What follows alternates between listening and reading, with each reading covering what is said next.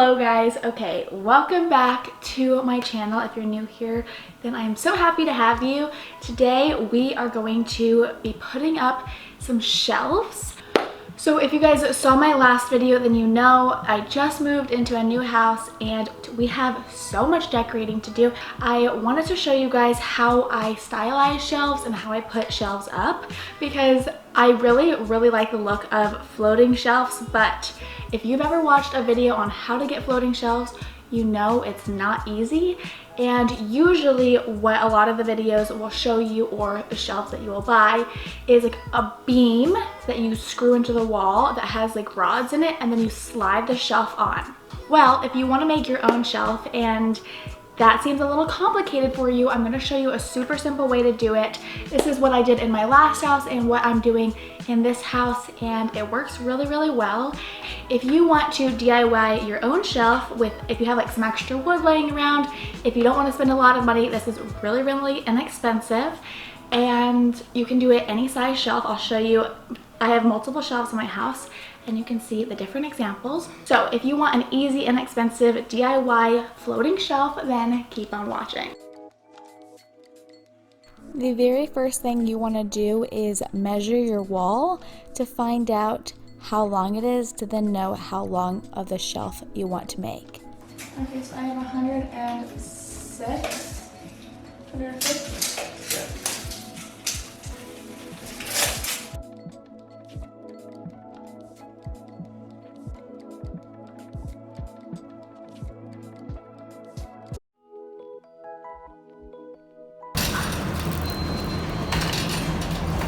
So happy. Do you love projects? I love them more than I love you. We went to Home Depot, and really you can go to any of your hardware stores to get wood. I've also used for shelves wood that I've gotten free off of Craigslist, or used scrap wood that I had left over from a project. It's really up to you. I was looking for more specific sizes. And of course, if you're not finding anything for free, Home Depot and Lowe's is always the best place to go.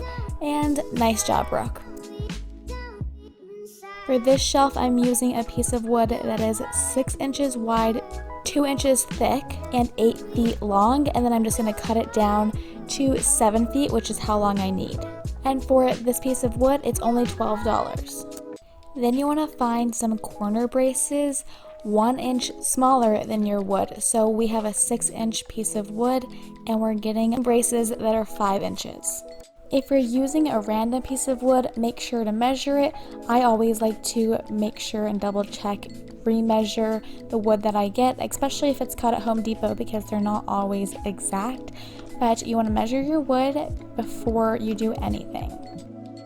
Once you know the length of your wall and the length of your wood, then you want to subtract the wood length from the wall length, and that will give you X. And then you take that number and you divide it by 2. So let's say your wall is 30 inches and your wood is 20 inches. You're left with 10, and you're going to divide that by 2 to get 5. And you're going to measure 5 inches from each side of the wall and make a mark to know where your shelf needs to sit to be centered. Once you know where the center of the wall is, then you put your level on to make sure that the beam is straight and level, and then you want to make sure that it's at the right height. We thought it was going to be a little bit lower and then decided to move it a little bit higher. Once you like the placement, then you're just going to take a pencil and draw a straight line alongside the wood. That way it will make it super easy when you're putting your screws in. The next thing you need to figure out is how far apart each bracket will be. So to find that, take the number of brackets that you have and add 1. So for us, we had 4, so our X was 5. And then we took the total length of wood and divided by X to give us the inches between each bracket to make them all even. So for us, the total wood was 83 inches, and we divided that by 5. It gave us 16.5, so we knew to draw marks at each 16.5 point. Once we knew how far each bracket was going to be, We then went on that pencil line and just took our tape measure up to it, and at every 16.5 mark we made a little X. So then when we went to screw in the bracket, we knew exactly where the nail needed to go to make sure all of the brackets were even. Because we marked up and pre-measured, we know exactly where to put our first bracket, and the little X where we made the mark is exactly where that first screw is going. Now, it's very important that before you do the additional screws, because each bracket has 2 or 3 holes, that you make sure that it is level, because just because one screw is on, it does not mean it's automatically level. So check it before you do extra work. Now just repeat the process for the rest of your brackets. I like to make sure that all of the first screws are in before tightening all 3. So that way I know if there's any mistakes, I can easily make adjustments before I've done too much work. Once the first screw is in each bracket, then you put your wood back up, and then you want to throw your level on it again to make sure that everything is still good. Then once you know you have a green light, you're going back in and again making sure each one is level, but screwing the additional 1 or 2 screws in to make sure the bracket is nice and sturdy in the wall.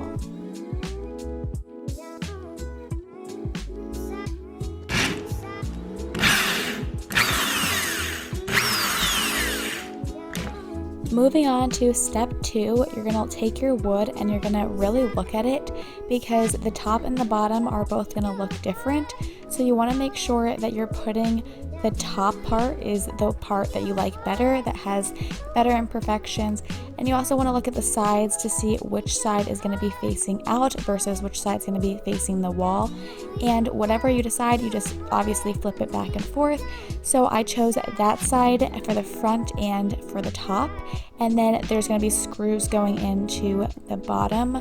So that's why it's really important to make sure you like it. Then you're going to set your wood back on the brackets and push it so that it lines up with that original mark you made to make sure it is in the center, and you are good to go. Go from underneath to screw the brackets into the wood. Okay, for some weird reason the screws weren't working, so we're going in with wood glue. This is a great alternative if you don't have screws that are the right size and they're too long. If they are not the right size and they're too big, they'll pierce the wood. So if for whatever reason you can't find small enough screws, you can also use this application. It's been holding up really great for us, but basically we just put wood glue along the wood and then also along the metal bracket. The downside of using this application though is reusing the wood will be much harder, and I'm also not quite sure how we're gonna get it off the wall, but I guess we'll cross that bridge when we get there. Once we did all 4, we just twisted the wood back down and pushed down. We tried to clamp it kind of where each bracket was for a long enough period that it could dry a little bit and get tacky, and we also made sure to level again one last time to make sure everything was even and good to go. We ended up hanging another shelf, and for this one we decided to paint our brackets to match the wall. So with these brackets, you do end up seeing them on the wall portion, but when you have things on the shelf, it usually covers them. In the case that your decorations don't cover them and you want them to be a little bit more cohesive with the wall, you can paint them. This is also really great if you have a accent wall, because then you can do whatever color. They do come in gold sometimes, but only in a limited variety of sizes, so it's just best to get the paint that you want and paint them if you're worried about them being seen. But most of the time things are covering them, so you really don't need to worry about it. We ended up hanging another shelf, so this is the same exact process, just sped up, except this time we did use little screws underneath instead of the wood glue. So either option works and they give the exact same results. I just think that taking it apart will probably be a little bit easier with the screws instead of the glue. A quick side note, when you draw your pencil line along the top of the wood, just realize that the wood is going to be sitting a little bit higher than you're drawing it because the brackets will be supporting it from the bottom. Anyways, here is how the final shelf turned out.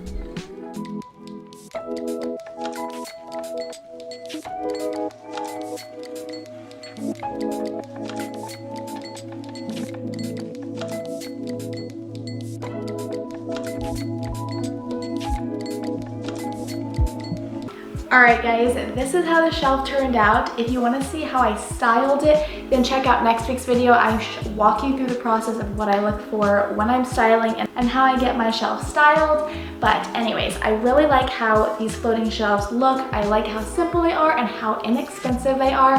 The whole shelf cost me $20 for a 7-foot long shelf, which is really, really good. The ones that you can buy pre-made at Target and Walmart, for the cheaper end are usually upwards of $30 for a much smaller shelf. So it's really, really affordable and so simple, guys.